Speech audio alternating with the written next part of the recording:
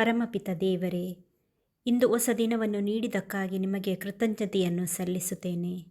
ರಾತ್ರಿಯಿಡೀ ನಮ್ಮನ್ನು ಕಾಪಾಡಿ ಶಾಂತಿಯಾಗಿ ವಿಶ್ರಾಂತಿ ನೀಡಿದ್ದಕ್ಕಾಗಿ ಧನ್ಯವಾದಗಳನ್ನು ಅರ್ಪಿಸುತ್ತೇನೆ.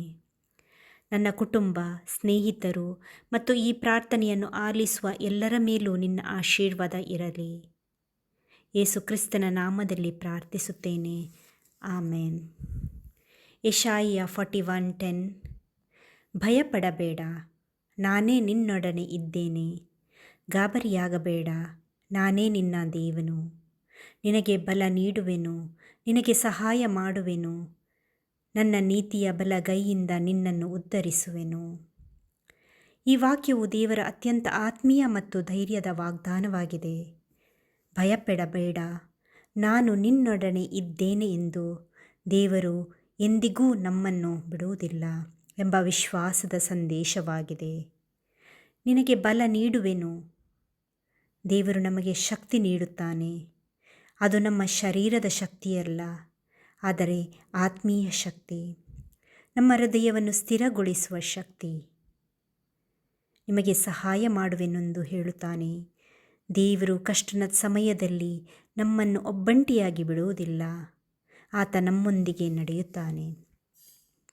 ನನ್ನ ನೀತಿಯ ಬಲಗೈಯಿಂದ ನಿನ್ನನ್ನು ಉದ್ಧರಿಸುವೆನು ಎಂದು ಹೇಳುತ್ತಾರೆ.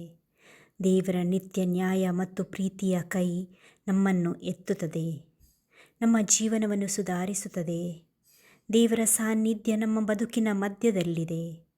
ಅವನು ನಮ್ಮ ಭಯ, ಚಿಂತೆ ಮತ್ತು ನೋವಿನ ಮಧ್ಯೆಯೂ ಶಾಂತಿಯನ್ನು, ಧೈರ್ಯವನ್ನು ನೀಡುತ್ತಾನೆ.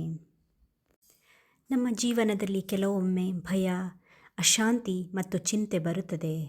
ಆದರೆ ದೇವರು ಹೇಳುತ್ತಾರೆ, ಭಯಪಡಬೇಡ, ನಾನೇ ನಿನ್ನೊಡನೆ ಇದ್ದೇನೆ. ಅದು ದೇವರ ಶಾಶ್ವತ ಪ್ರೀತಿ ಮತ್ತು ನಂಬಿಕೆಯ ಚಿಹ್ನೆ. ದೇವರು ನಮ್ಮನ್ನು ತೊರೆಯುವುದಿಲ್ಲ, ನಮಗೆ ಬಲ ನೀಡುತ್ತಾನೆ. ಪ್ರಾರ್ಥಿಸೋಣ. ಪರಮಪಿತ ದೇವರೇ, ನೀನು ನನಗೆ ಭಯಪಡಬೇಡ ಎಂದು ಹೇಳುವಾಗ ನನ್ನ ಹೃದಯಕ್ಕೆ ಶಾಂತಿ ಬರುತ್ತದೆ. ನೀನು ನನ್ನೊಂದಿಗೆ ಇದ್ದೀಯೆಂದು ನಾನು ನಂಬುತ್ತೇನೆ. ನಿನ್ನ ಬಲದಿಂದ ನನ್ನ ಮನಸ್ಸು ಧೈರ್ಯದಿಂದ ತುಂಬಲಿ. ನಿನ್ನ ಸಾನ್ನಿಧ್ಯದಲ್ಲಿ ನಾನು ಸದಾ ಸುರಕ್ಷಿತನಾಗಿರಲಿ. ಆಮೇನ್.